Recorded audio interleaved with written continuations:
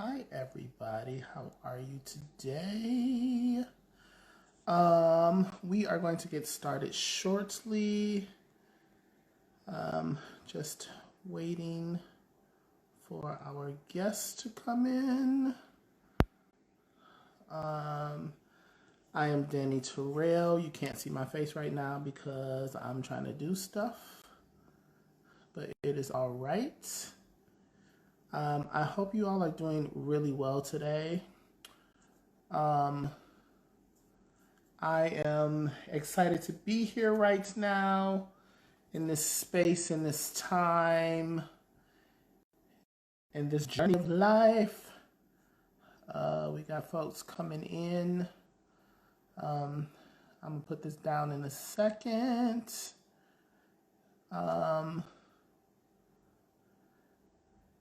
Y'all, you know, when you're supposed to be trying to work technology and technology be working you, that's what I'm feeling right now. I'm excited to have our guest in today. Melanie George is a friend of mine who has, I have known Melanie for a while. I'm going to bring them in and I'm gonna do my stuff. I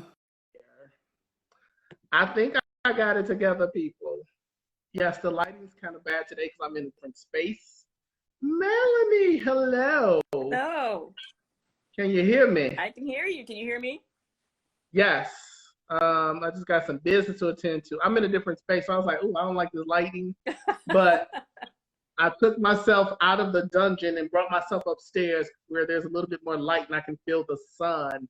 Hi, everybody. I am Danny Terrell. I am the curator of Central District Forum for Arts and Ideas, and I'm also the host of Intimate Conversations. We have a little bit of business to attend to. Then we're going to talk more to Melanie George. We at Central District Forum for Arts and Ideas would like to acknowledge that we are on the land of the traditional land of the first people of Seattle, the Duwamish people, both past and present. And we honor with gratitude the land itself and the Duwamish tribe.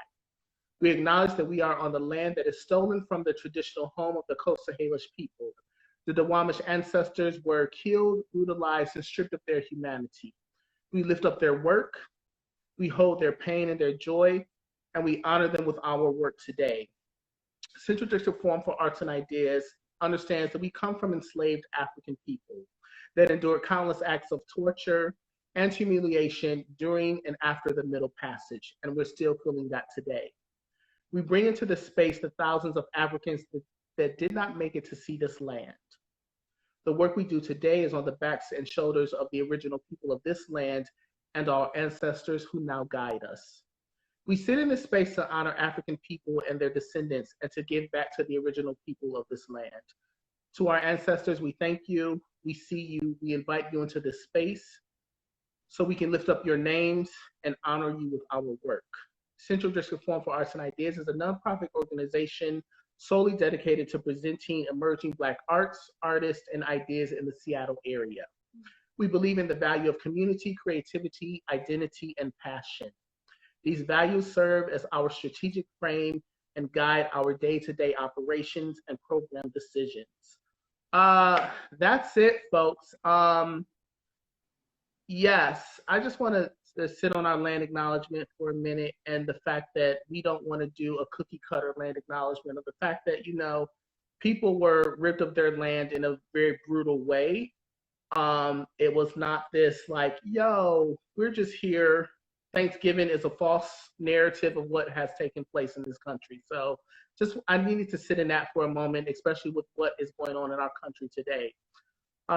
Melanie George is a dance educator, choreographer, dramaturg, and scholar. She is the founder and director of Jazz Is Dance Project and associate curator at Jacob's Pillow.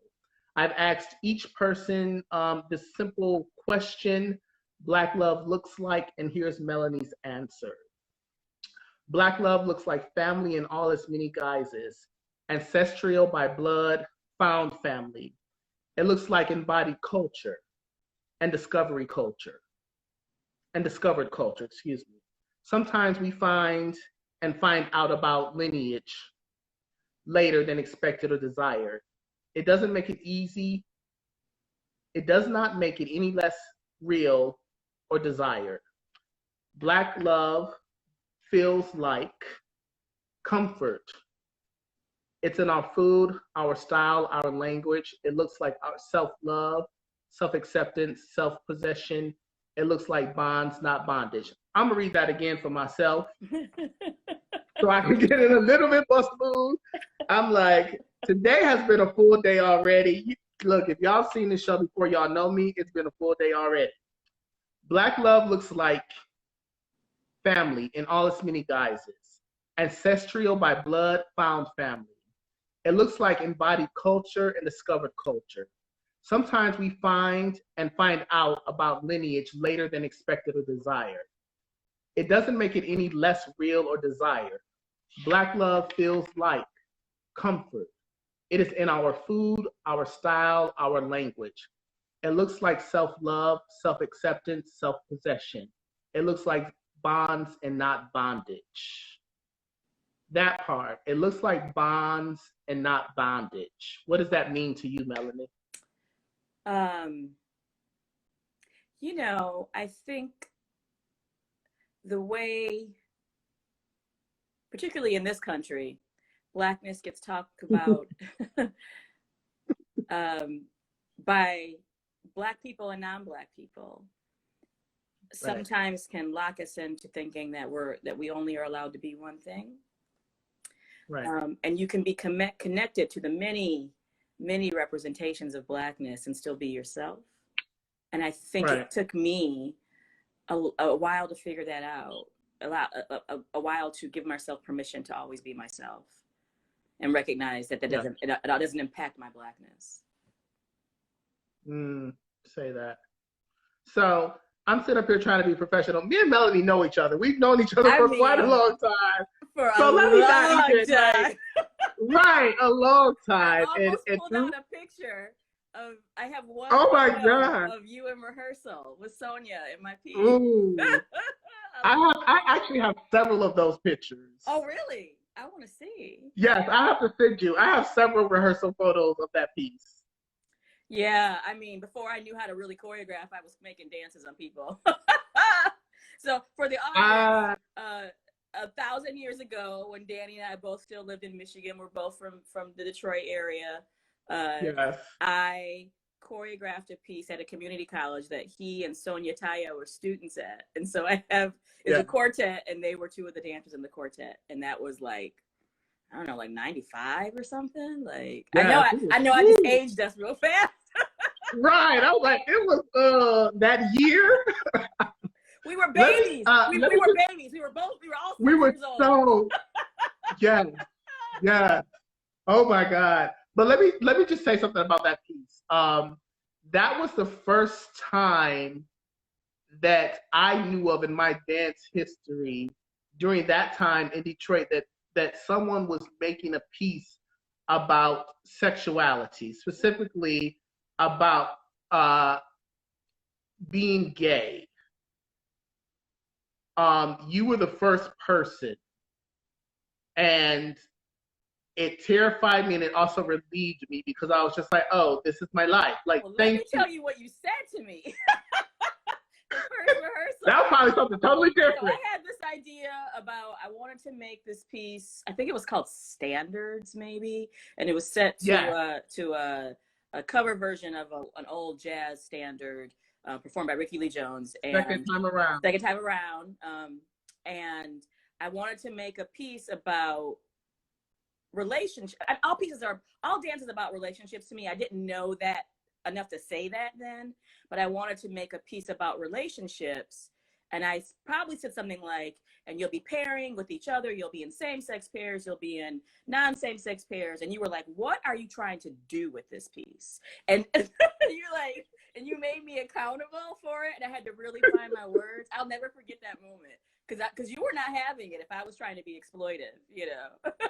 Yeah. I was like, I want to make a piece where we challenge this notion. I think what it was I wanted to make a piece that challenged the notion of heteronormativity and partnering, even though I don't really make partnering dances, but, and I still don't, but I think that's what I was trying to get to. I clearly did not have that language back then.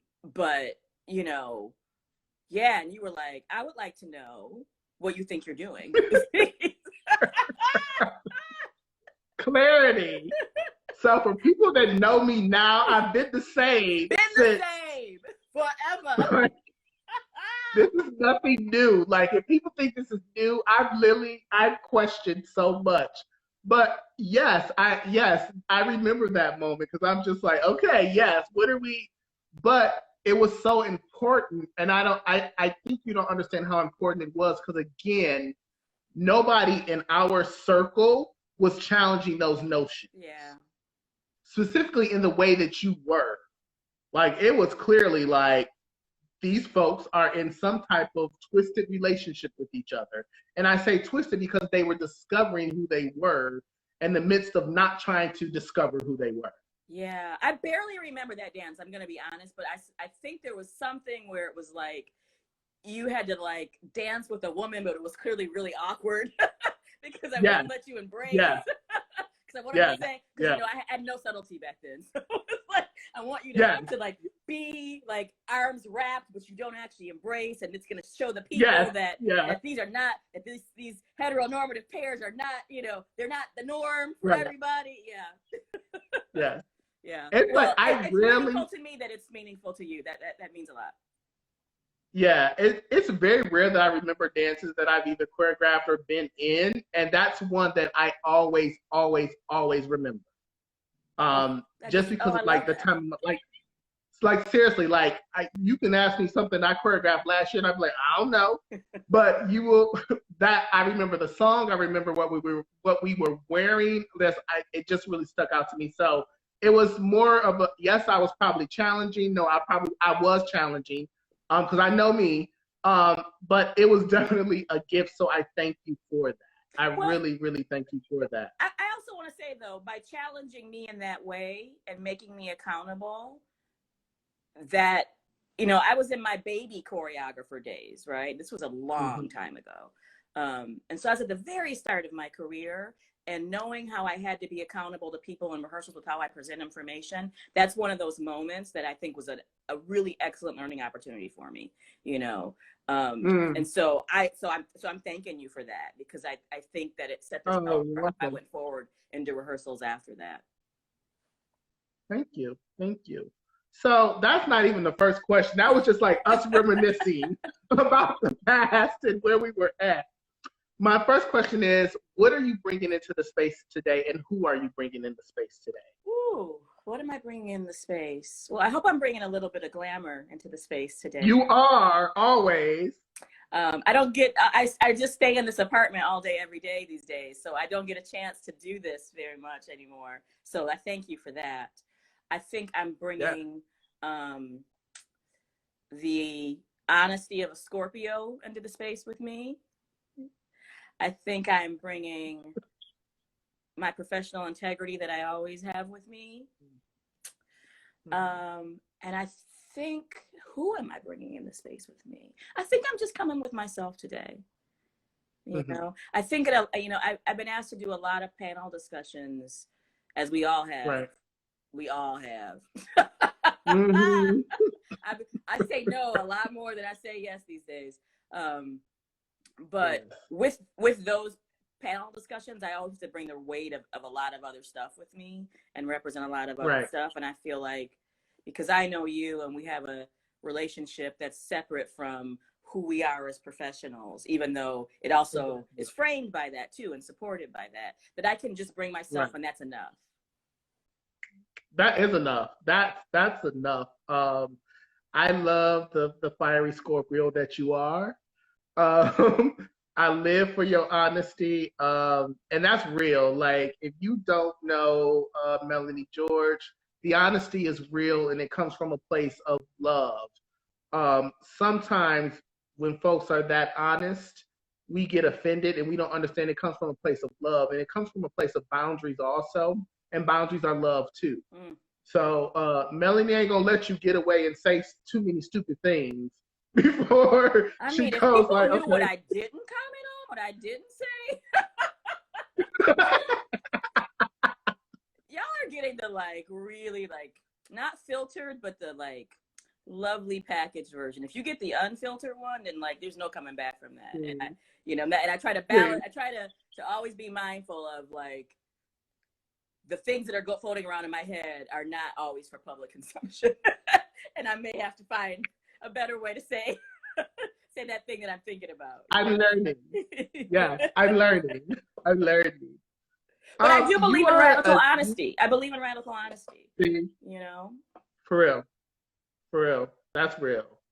I think that's part of that Detroit upbringing also. Like I appreciate growing up in Detroit. No matter what people say, I appreciate it so much. You are a dancer, not just a dancer. You are a choreographer, not just a choreographer. You are a scholar. You are an educator. You are a teacher. You are a dramaturg. You are a writer. You wear so many hats. And going back to dance, what captured you in dance to say like, yo, I'm interested in this?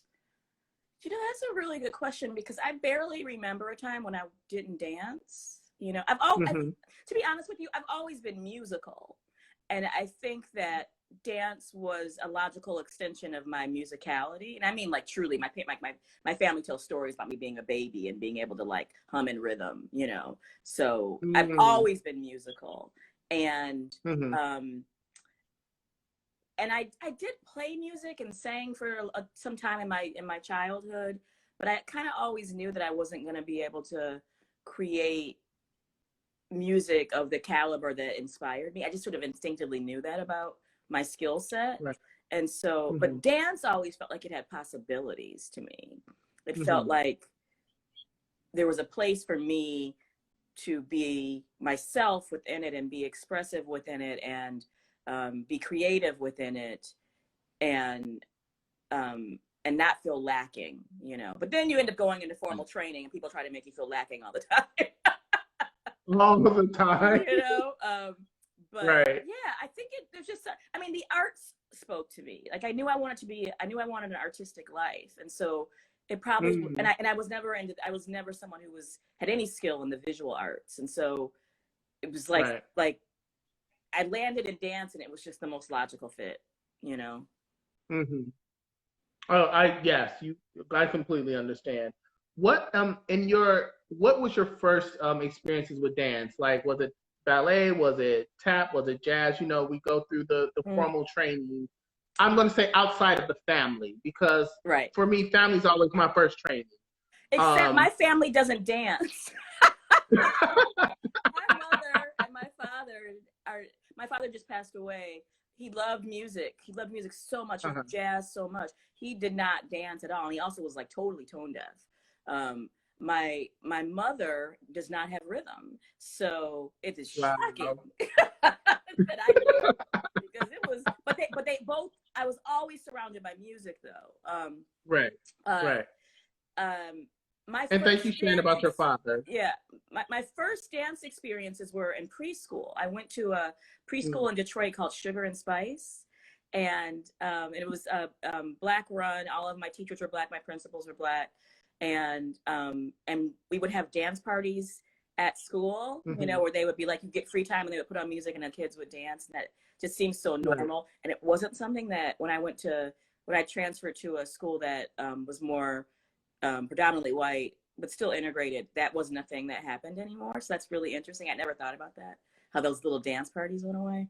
But the social aspect of it. Yeah, but then they offered after school classes. And so I had a ballet class and I decided to sign up for ballet, and then all of my friends were in acrobatics. So I switched to acrobatics, but I was afraid of tumbling. So I switched back to ballet.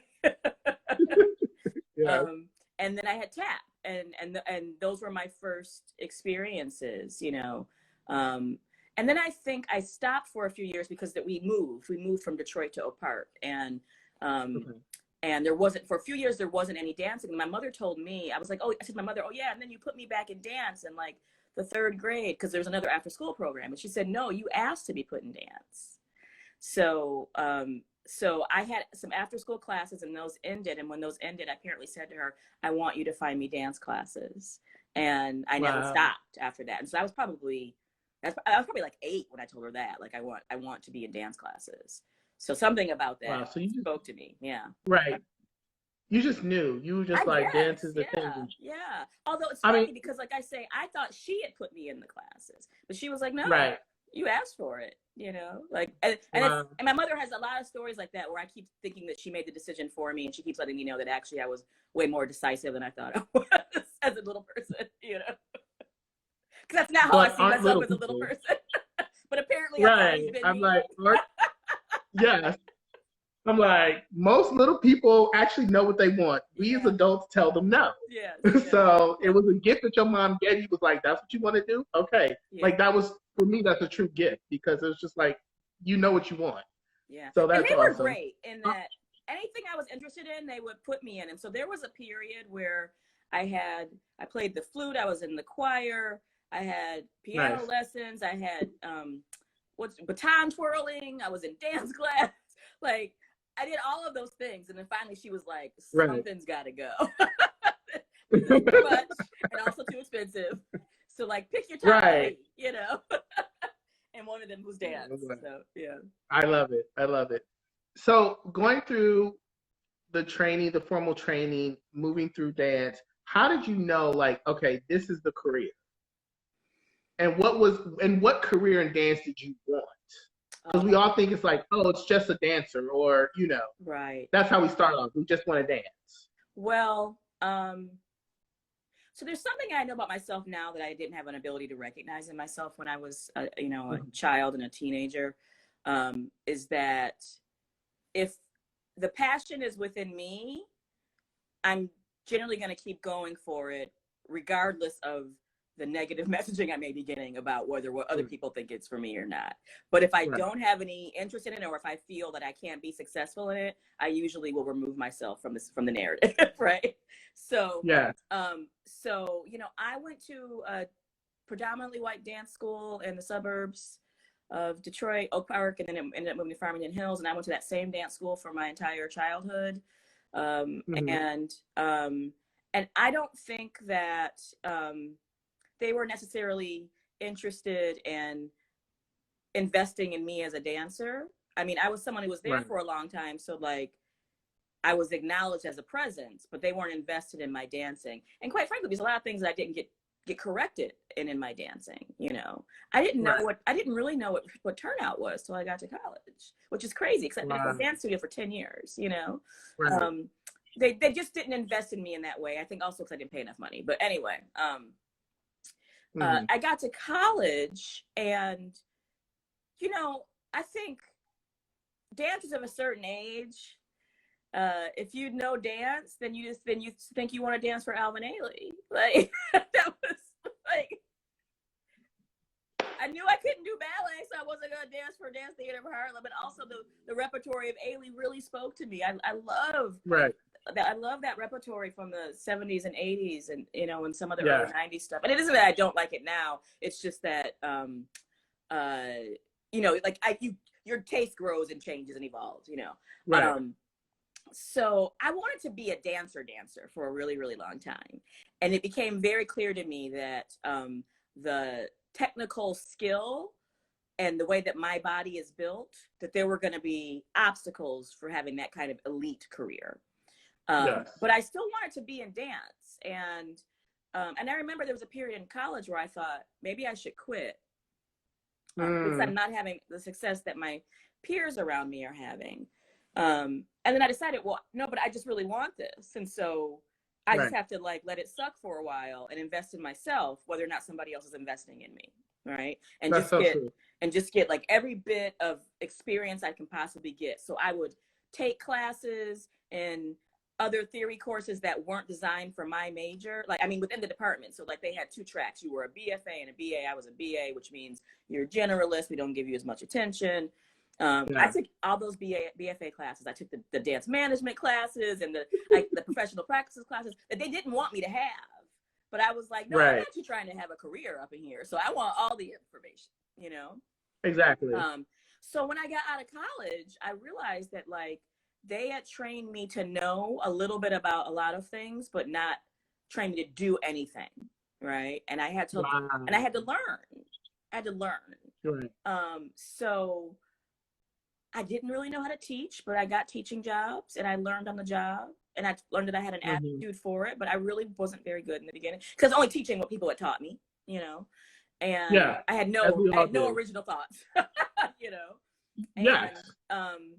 And then, and I think the other thing to say is it was really important to me. My parents paid for my undergraduate education. I came out of college with no debt, and they never told me I couldn't do that major, which is still shocking to me because they're of a different generation, and I'm sure they were thinking like, what, this girl is not going to find a job. So it was important to me to prove to them that I could employ myself in the major that they have just paid for. So I just hustled. I hustled and hustled and hustled. And so I evolved from wanting a like straight dance career to wanting to perform a little bit, but also teach. And then that evolved to wanting to teach in higher ed. And then the higher ed path, I was on, and I still am on in a way, for a very, very long time. And then that opened up a door to some other stuff fairly recently that I had not planned for. I had not planned for a career in dramaturgy. I had not planned for a career in curation. You know, some of it is about being in proximity to people who can see you doing your best work. And some of it is, and most of it is about tenacity. This is what I tell undergraduate students all the time, that the person who's the most successful in the field isn't the one who's the most talented in this dance studio. It's the person who wants it the most, you know, because there's times when it's going to be hard, and there's times when the pay is going to be next to nothing or nothing, and you still have to figure out why you want to be doing it, because it's not going to always be pleasurable. It's not going to always be fun. It's not going to always be rewarding, and you're not always going to be treated well. So like, how badly do you want this? You know, baby. I often tell, you know, especially younger dancers, I'm just like, for me, it is about the art form first. And that's why I stick in it for so long, because I so love the art form. And yes, it does not pay. You get treated like crap. Like all of these things. And you wonder why people have certain pathways and that and all of those things. But it's one thing to have a pathway. It's one thing to have a pathway with a longevity in their career. And that's the thing that I see for you. It's like it's longevity in your career. Starting from this one space, because everything that you are involved in that I see, you care about the art form. It's just not a passing like, oh, dance is cool, dance is fun, or I'm this dancer. It's like, no, I care about the art form. I care about the people inside of the art form. And how that shows up one way, transitioning smoothly, is in jazz dance. And really want to talk about your start in jazz dance. I find myself realizing that I've always been a jazz dancer, but didn't want to call myself that. Yes. You know how we just like, oh no, I'm about to do this. I'm about to, and it's just like, no, you've actually always been this thing. And now, because of you and other people, I'm understanding more about what that is. And it's like, oh, you've always done that. Yeah. Have you always been a jazz dancer? And can you take us on like a jazz dance perspective? Sure. Yes, I've always been a jazz dancer, but I didn't always know that it was okay to claim it. It was the style that I had the most training in. It's the style that I was allowed to do the most dancing in, and I'm gonna really underline the word allowed. Allowed to do the most dancing. And then you get to college, and the thing about undergraduate education in America is that they're going to make you into a modern dancer whether you want to be one or not. Like that's the path, right? And so the messaging I was being told, you know, indirectly or directly, like if you want a serious career, you have to be a modern dancer. Even though I went to a school that emphasized all three equally, right? So even within their own school, there was this weird, this weird schism. And so, so I changed my focus to thinking I had to become a modern dancer. And I don't regret that training, but what I will say is part of what happened in that training was that they kept telling me that the things that I was the best at weren't valuable. Yes. Rhythm, musicality, my stage presence. No one had any use for any of that stuff, you know? So, yeah. I could go on and on. Right? So I had another path for a really, really long time. Right. Like even and thinking of the dance that I was making for you way back when, that should have been a jazz dance. It was jazz music. Like, you know what I mean? So, but I always taught jazz when I got into teaching. So it's always been present. And when I got to graduate school, my whole focus changed because I was hired concurrent to being a student. I was also hired on the faculty to teach all the jazz classes. And so part of being in grad school is you just interrogate your own teaching and you begin to rethink things. And so as I was rethinking things, it also just redirected my focus back to jazz. And what happened with that was I recognized myself. I didn't have to become somebody else to be teaching the form or performing the form or choreographing the form or writing the form. I was always in there, you know? And I will also say it was and getting to the initial question that you asked about, you know, that you emailed about, like, what does Black love look like? Black love looks like jazz to me. I grew up in a home with jazz music all the time, you know? And my father was a really complicated dude, but jazz is a place where we align, you know? And so,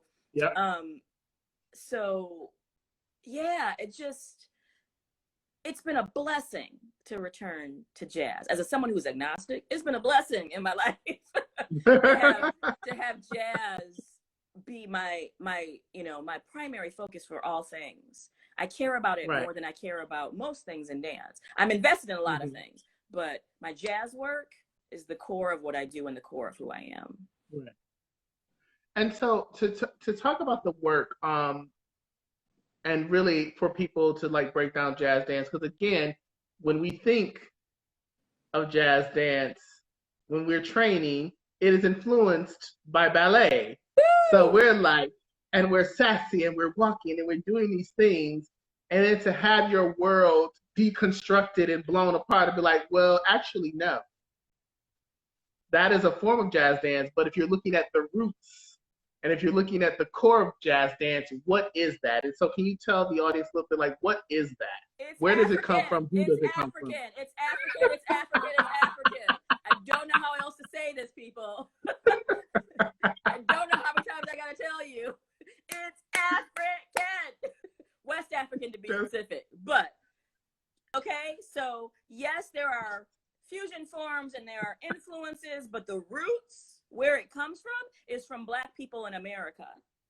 And those Black people are from Africa. It's so simple.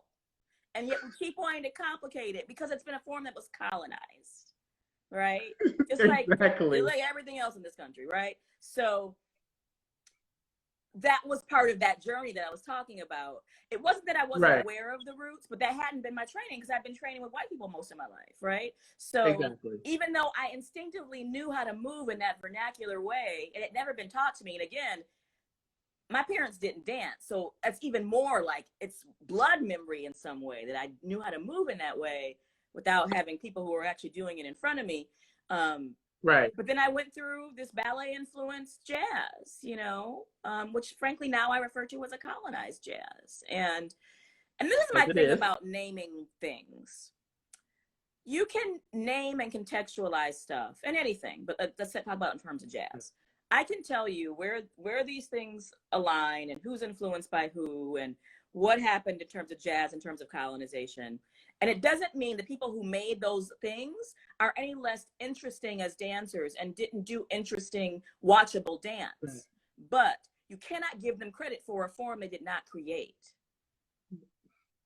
It is egregious, it is negligent, and irresponsible pedagogy to keep saying that again and again, that ballet is the basis of all dance forms. It doesn't make any sense. How can a form that is based in African movement have its foundation be ballet that comes from an entirely different continent? It doesn't make any sense.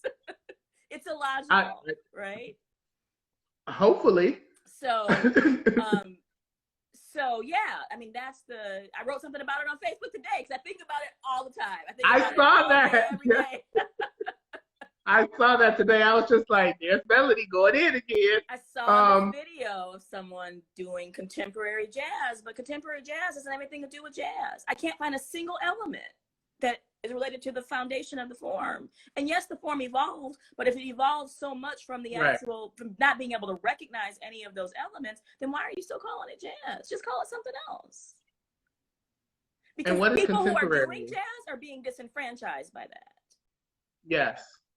And then I'm always asking people, what is contemporary? I hate saying that now in any dance form, contemporary, calling it, because I was like, it's not a technique. It's not a this, it's like, so that's a whole nother subject of dance. I mean, but back to jazz. Subject. I'll just say real quickly about that. I often refer to it as like capital C contemporary or little c contemporary. And capital C contemporary is its own form. It comes from a very is European, Israeli influence, Gaga influence, and that's a real thing that exists. But just attaching the word contemporary onto any form because you actually want to do that other thing, but you're trying to figure out what your niche is. Like, be respectful. Yes. Be respectful. Exactly. I agree with that. We talk about in dance, in jazz, the roots of Black people and the erasure of Black people in this dance form. Do you see it changing? Do you see Black folks being more recognized inside of jazz now? Or is it still a struggle? I think that there is a slow movement towards acknowledging the roots and an overall general very slow moving movement towards decolonizing dance education practices overall. What I will say is that people don't recognize that there's a lineage that goes from West African dance through jazz into hip hop and house. And and as a result of that, I think a lot of Black folks don't have an interest in jazz dance anymore. And so it's hard to recognize people who aren't there, What I hope is in this decolonization movement that we're in, that it'll turn people back towards wanting to truly look at jazz. I mean, there are people who are quite successful who are doing what I refer to as jazziness in their dancing, and it's beautiful. I'm talking about Camille Brown, I'm talking about Urban Bush women, there's jazz in their work, right? But I don't know if they actually claim themselves as being jazz dancers. I claim them. And I don't think they would be offended by me calling them jazz dancers. I'm just saying in terms of how they language their work. I'm not sure. I don't know how much that comes up, right? But and this is Melanie talking. This is not Melanie talking for them. So please go look at their literature. Yeah. But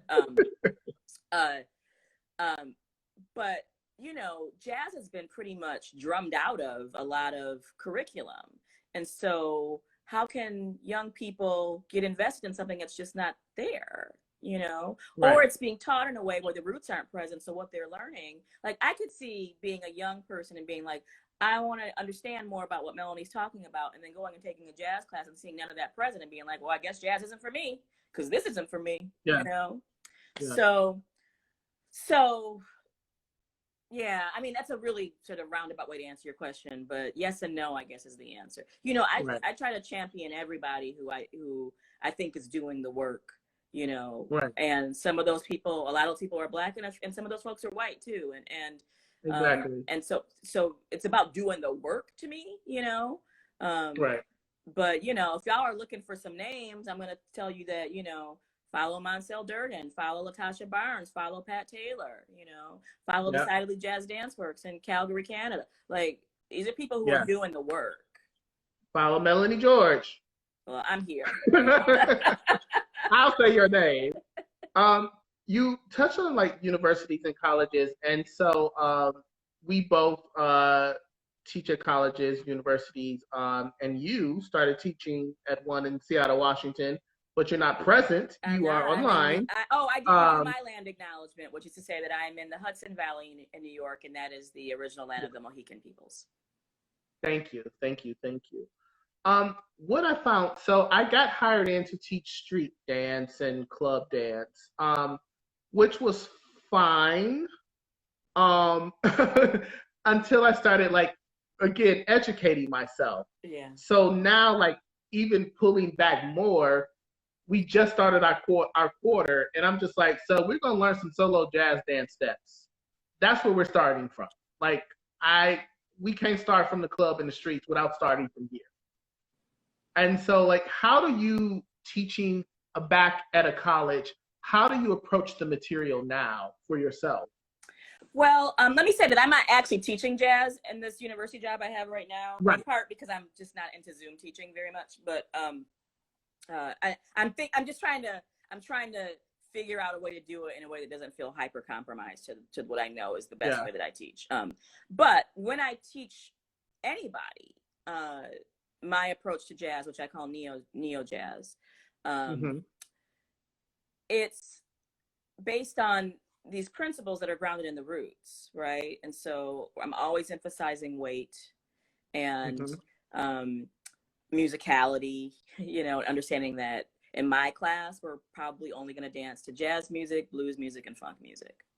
You're very rarely going to hear any contemporary pop, I think the last contemporary pop song I played was probably, what's that Anderson .Paak song? He's a drummer, so he understands the funk, right? but if they don't understand the funk, I can't play it in my class, right? So, so musicality through jazz music and related forms, and isolations, and improvisation, and honoring the individual and the group, and learning how to use your pelvis to weight shift so you can have complicated footwork. These things undergird everything that I teach in my style, and I've developed these systems for how to share that information, and they seem to work,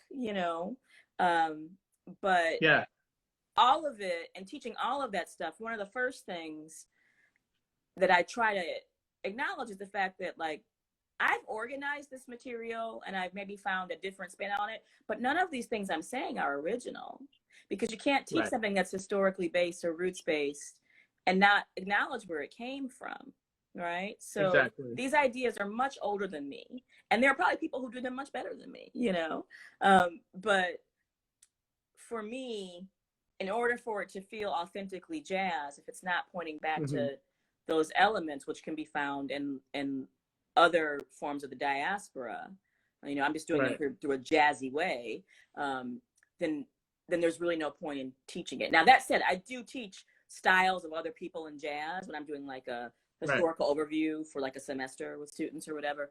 But then I'm still also contextualizing, like, well, here's where the ballet comes in, and here's what that means goes away, and here's why that's problematic, but also interesting, Right.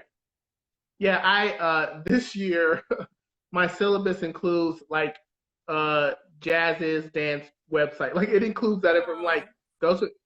Look, I don't want to play around no more. I'm like, I want to be a responsible educator. Yeah. And so I surround myself by responsible educators, and you share their information, because as I tell my students, I'm still on this journey myself. I'm still learning. And so these are the people that I'm learning from and that I respect. So I thank you for compiling the information. Everyone just needs to go to Melanie George's website and get some jazz dance information and education. Also, we're not done yet. I pinned Melanie's Venmo down there because you all are getting educated. So drop her some coinage, okay? Because the arts are in dire needs right now. So drop her some coinage. Yes, she's working, but still. That's very kind. Thank you.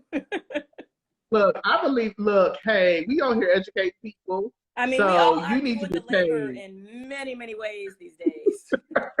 Many exhausting. So folks need to get paid. You are a part of a film that I really enjoy. And again,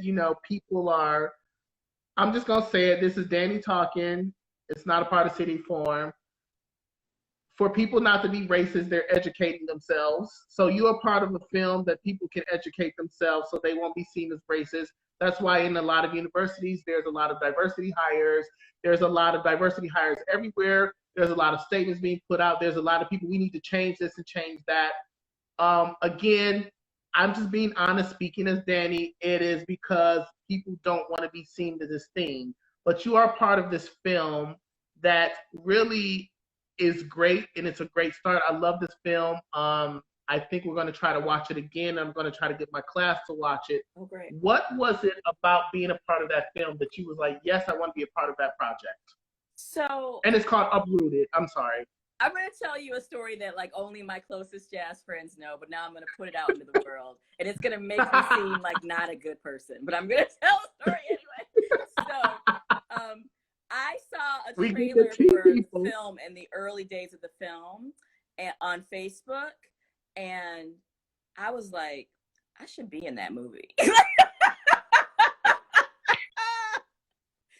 My ego jumped out. My ego jumped out, and I was like, I should be in that movie. Why am I not in that movie? Like, who are all these other people? Why am I not in this movie? I'm jazz, right? Right. So that's a lot of ego. That's the part that makes me look bad.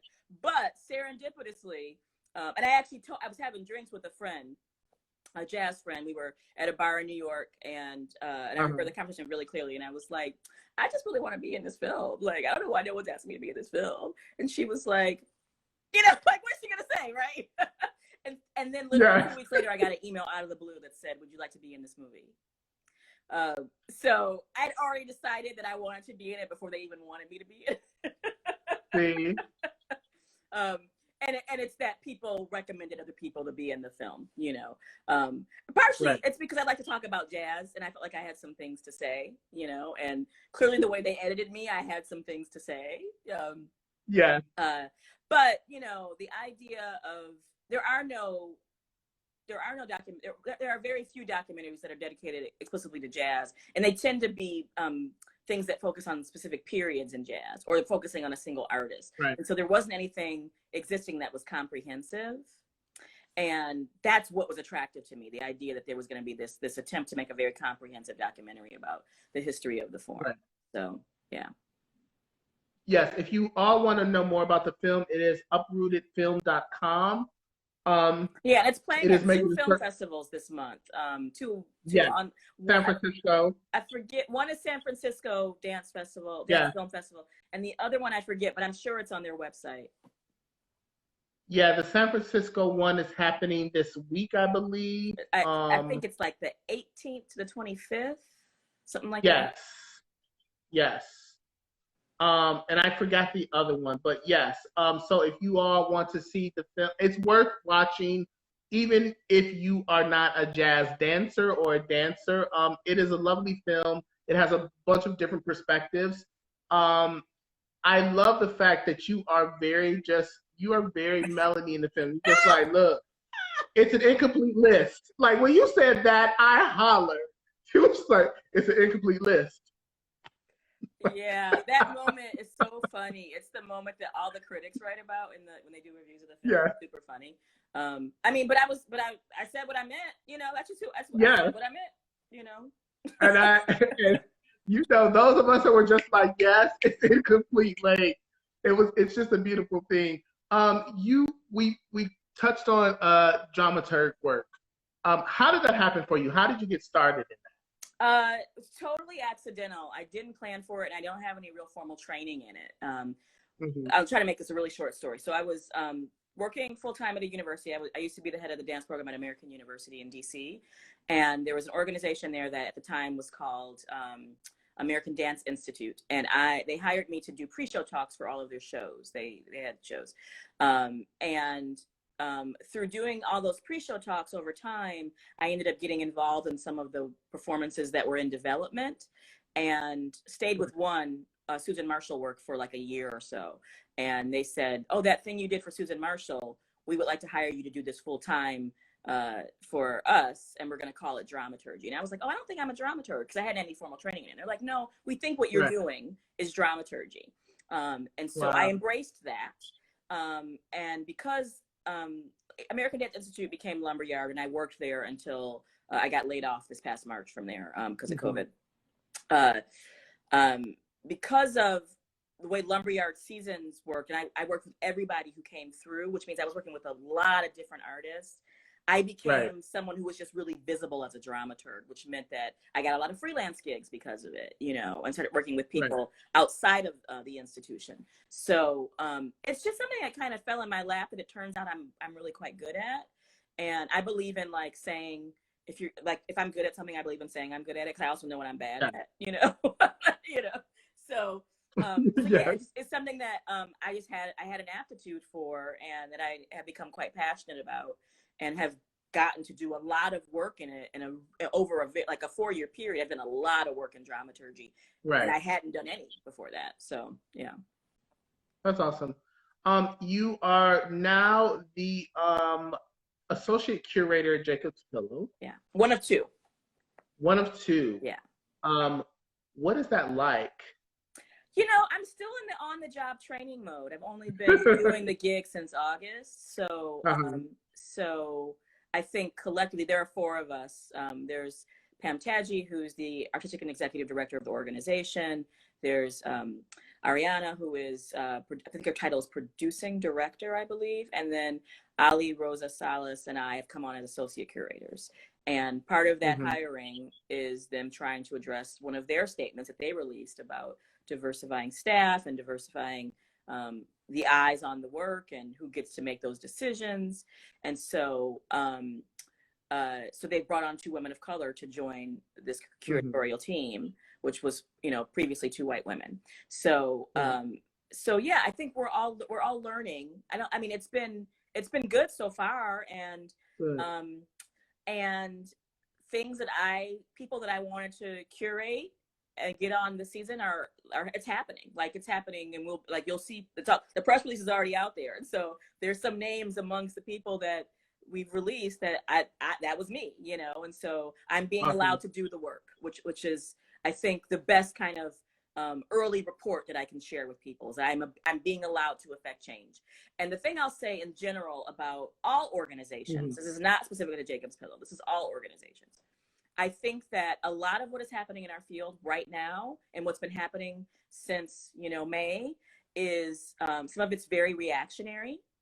And I think what we have to do, what we as Black and brown people and Asian people have to do, and looking at how these decisions are being made and these statements are being made, is we have to be active and simultaneously patient, in the sense that we need to see if this is still going to be here 2 years from now or 5 years from now. Because making a decision in 2020 that doesn't have legs in 21 or 22 or 27 or 30 was not worth all those optics. And I'm not into optics. Like, you know, in the way that I walk my talk, if I'm not doing it for real, I'm not doing it, you know. Exactly. So, that's so real. My early report from this new gig, which I'm very happy to have and I'm enjoying very much, is that I feel like I'm being allowed to do the work. And I think 2 months into it, that would be the best possible report, you know.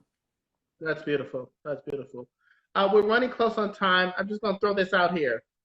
Fashion influences. Because if y'all don't know Melanie, like, Melanie posted pictures of shoes, clothes, hair, makeup that's fire. So fashion influences. Oh, fashion influences. You know, it's really eclectic. One of the things I think with fashion is that as my body changes, my taste changes a little bit, you know, because we both knew each other when we were a little tinier. Yeah.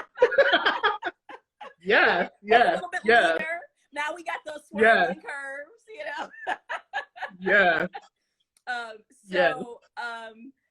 You know, I just like to look at fashion, and if a particular season from a certain designer really speaks to me, then I'm into it. Who was the designer that did that beautiful show with the gospel choir and they were all singing? Like, who was that? What was his name? Oh my God. I can't think of his name. But everyone knows what I'm talking about right now because it was fire, right?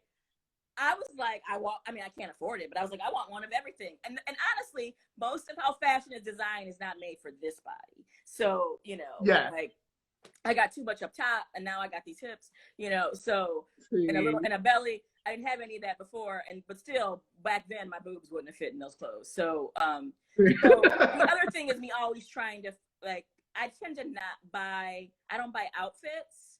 I buy separates, and I make them work together because my proportions are so different. Exactly. You know, Yeah. I love a jumpsuit though. When I can find a jumpsuit, I'm wearing a new one now. This is Stephen Foodie. Thank you very much.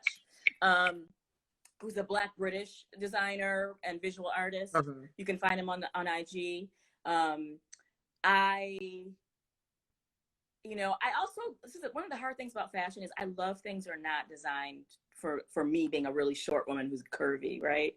Right. I look at fashion that is made for someone who's got at least 7 inches more on me and has got no bust. And then I'm like, I had to learn the hard way, like, just stop buying this shit that looks bad on you. Right. Stop.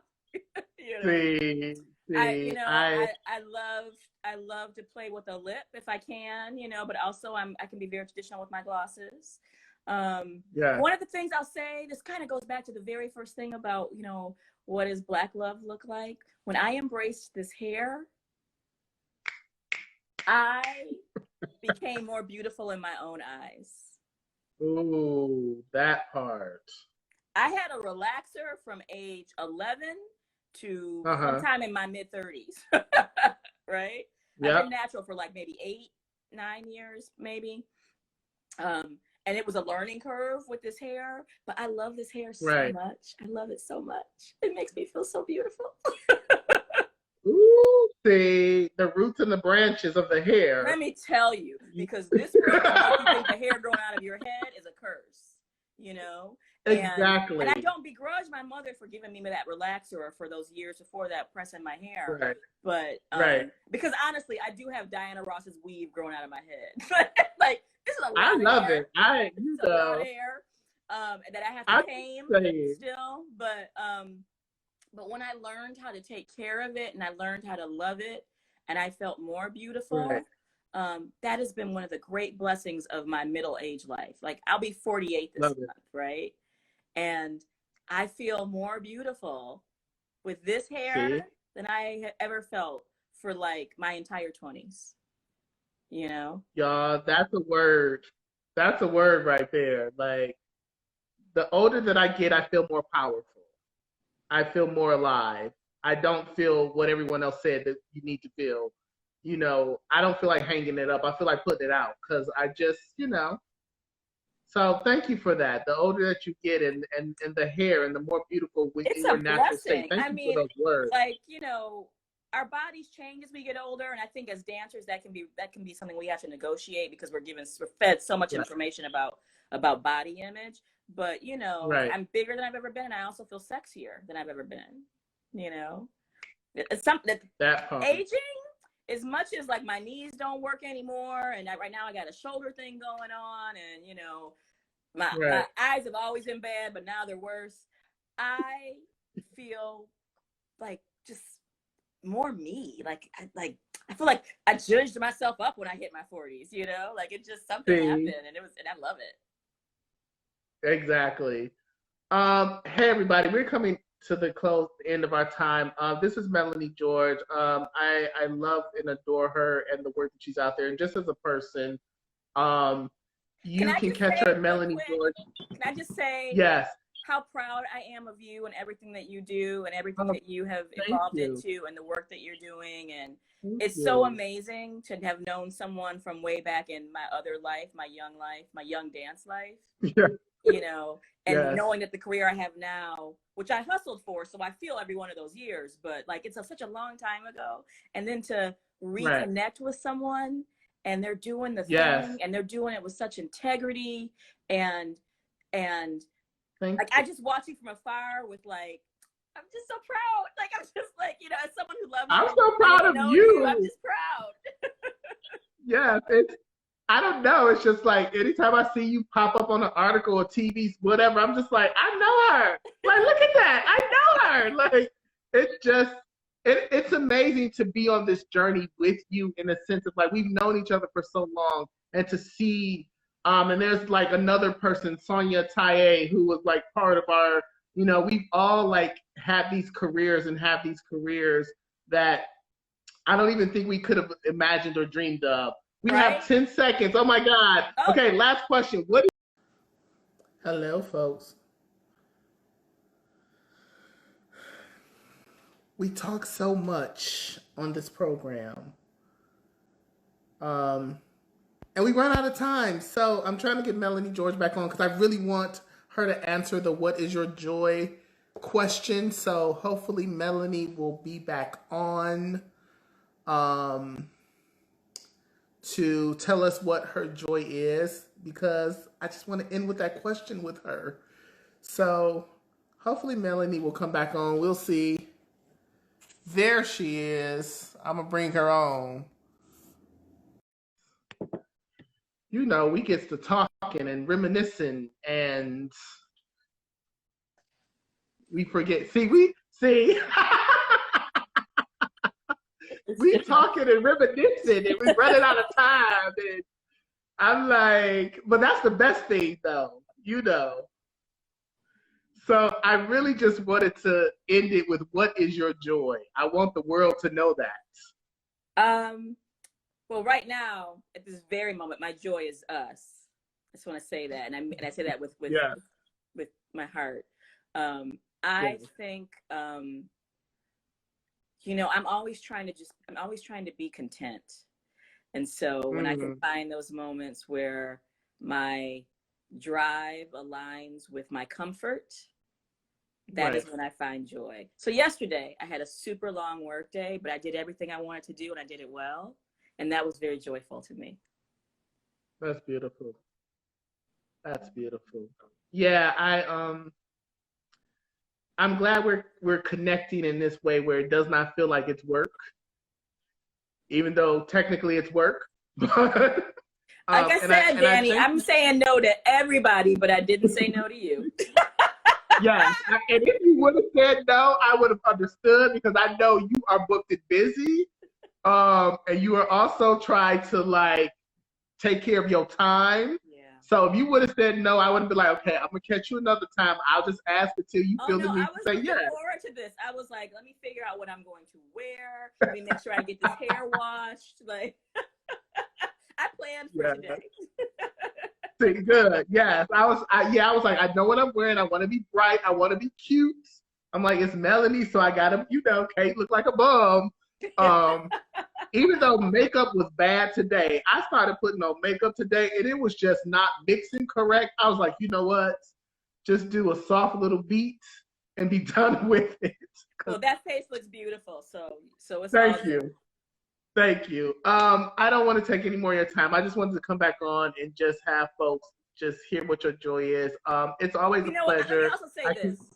Joy to me is people have really. I've had a really tough few months between. We all have, you know. I've been very public about like losing my job, and you know, and I lost my father last month, and people have really shown up for me in a way that's been really beautiful. Some people who I know well and some who I didn't know could be there for me have shown me if they could be there for me. And that has also been a source of joy for me. You never know who's on your team, and sometimes until like shit goes down. And so, I find a lot of joy in thinking about the people who I love and love me back.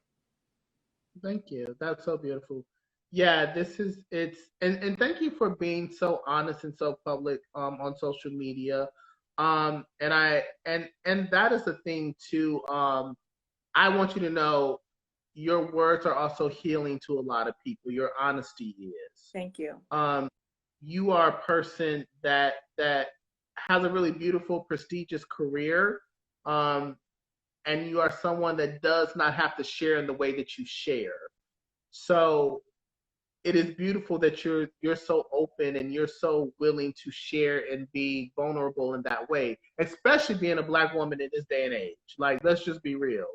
And so I just want you to know I appreciate that. Well, I mean, that's also you, and that's, you know, Sydney Mosley, and you know, like there's a lot of people, you know, who we follow on the socials who I also am taking my cues from, and and do the same thing for me that you say I'm doing for other people. I mean, that's also my combination of, you know, Scorpio sun, Gemini moon, and Capricorn rising, but, you know, which is a lot. It's a lot. But right, yeah, right. you know, I was saying this to some students who were asking me like how I balance out, how I tend to work-life balance. And I was saying to them that part of what to me, there actually isn't a balance because I'm working a lot and I enjoy my work. And so, and I am my work. But for me, part of that balance is that I'm always the same person in every environment. I'm not somebody else. And that, you know, I may choose to share more or less, but I'm always me. And so the social media version of me is the same as the Instagram talking to Danny, who I've known for, you know, several decades, you know, me, who I talk to with my mother. Like, I'm the same person all of the time. Yes, you are. And everyone may not be able to get down with that person. And that's about them. That's not about me. You know, like you don't have to engage with me, you know, I'm still going to be me. So, I was thinking about that. Like in the Northwest, it was hard for me to navigate that because of personality differences in the Northwest and me coming from Detroit.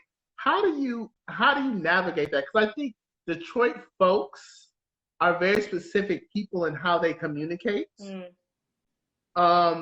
and how they show up in the world. It's like you're going to know them.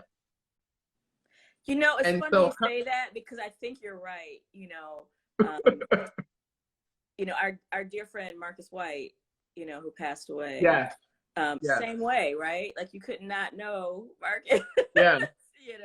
You know, I think that it took me a long time to get comfortable with that. And so part of it is age, like, to be honest with you, part of it is just like, I don't have time to do anything other than this. Like, it's enough just to be in Melanie. I can't be Melanie and do another version of Melanie. I don't have time. Right. But I think, you know, I'm just really selective about who I invite into my circle. And so I've learned how to sort of gauge degrees of engagement with people.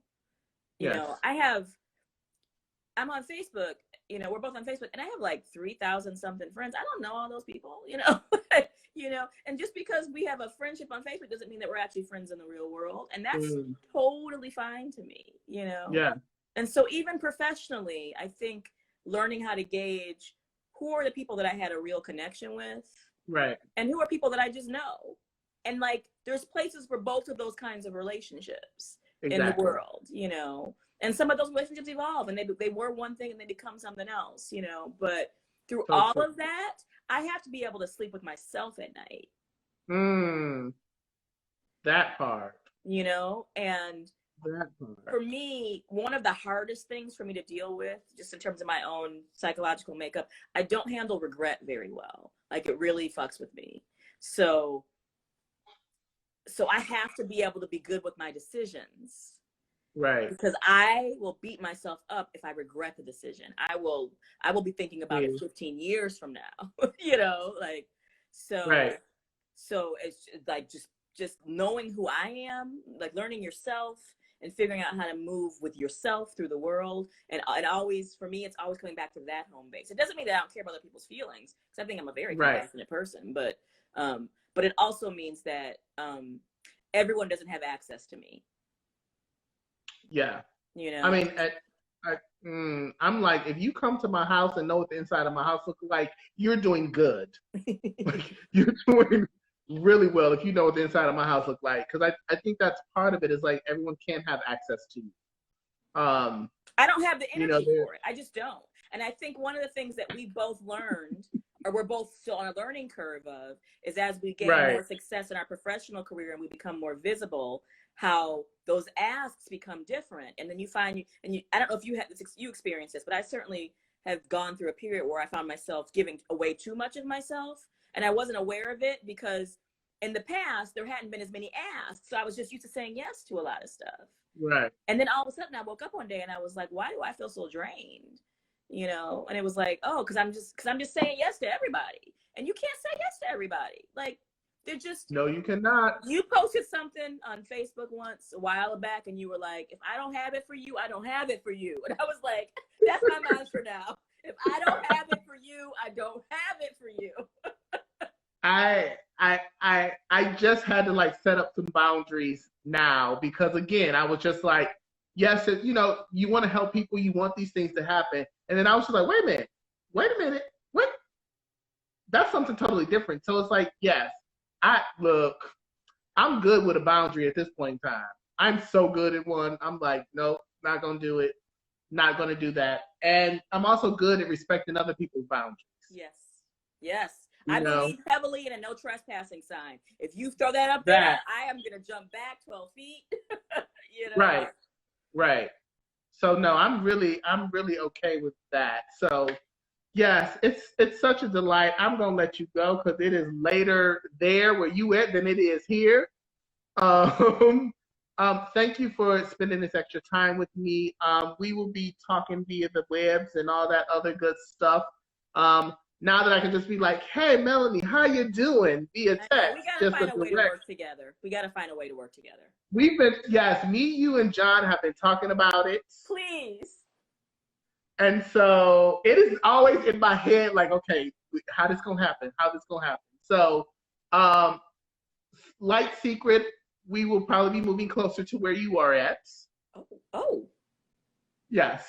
Oh, okay.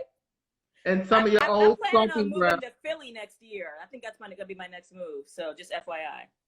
Oh, we'll be even closer then, because we are actually planning on moving to DC, Maryland. Okay. Yeah. So. Okay. Yes. So I'm just, I'm starting to tell folks now, like, it is time. It is time to take on some other adventures. So that's why I was like, so we'll be more in closer proximity to each other. So if you're in Philly, that's even better. I'm excited. Yes. So we will make it work. We'll start planning for the future. Yes. Have a wonderful day. Give my love to your love, Marlon. Even though we never met, give him a kiss for me anyway. I will. Yes. All right. Love you, darling. Thank you so much. You too. We'll talk soon. Yes, please. All right. Bye. Bye.